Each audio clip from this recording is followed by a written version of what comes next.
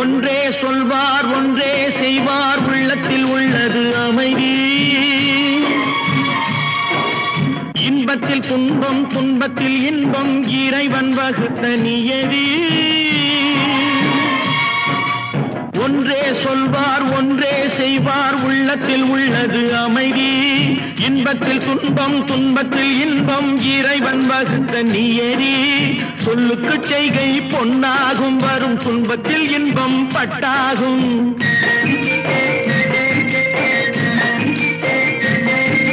சொல்லுக்கு செய்கை பொன்னாகும் வரும் துன்பத்தில் இன்பம் பட்டாகும். இந்த இரண்டு கட்டளை அறிந்த மனதில் எல்லா நன்மையும் உண்டாகும், எல்லா நன்மையும் உண்டாகும். ஆறு மனமே ஆறு, அந்த ஆண்டவன் கட்டளை ஆறு. ஆறு மனமே ஆறு, அந்த ஆண்டவன் கட்டளை